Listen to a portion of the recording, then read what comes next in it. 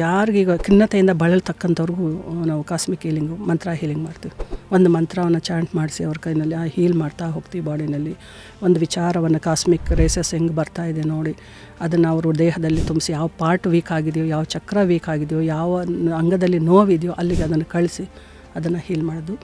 ಯಾವುದೇ ಸ್ಪರ್ಶ ಇರೋದಿಲ್ಲ, ಯಾವುದೇ ರೀತಿಯ ವಸ್ತುಗಳನ್ನು ನಾವು ಬಳಸೋದಿಲ್ಲ. ಇದು ಒನ್ ಟೈಮ್ ಅಲ್ಲ, ಮಲ್ಟಿಪಲ್ ಟೈಮ್ಸ್ ನಡೀತಾನೆ ಇರೋದು.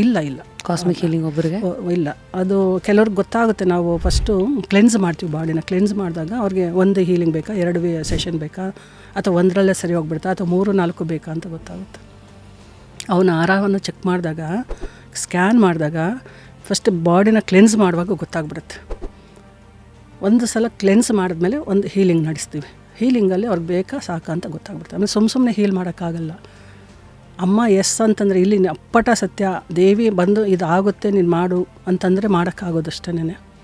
ಸುಮ್ಮನೆ ಯಾವುದೋ ವಿಚಾರಕ್ಕೆ ಮಾಡೋಕ್ಕಾಗಲ್ಲ. ಮತ್ತು ಹೆಂಗೆ ಗೊತ್ತಾಗತ್ತೆ ಮ್ಯಾಮ್, ಒಳಗಿಂದ ಒಂದು ಇನ್ನರ್ ವಾಯ್ಸ್ ಅದು ಬರುತ್ತೆ.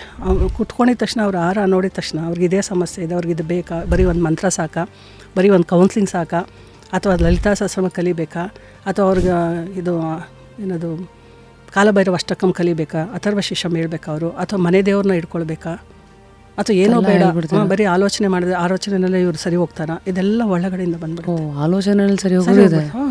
ನೀವು ಯಾವುದು ರಿಚುವಲ್ಸ್ ಮಾಡೋದು. ಫುಲ್ ವಿಡಿಯೋನ ನೋಡಿ ಆನ್ ರ್ಯಾಪಿಡ್ ರಾಶ್ಮೀಸ್ ಯೂಟ್ಯೂಬ್ ಚಾನಲ್.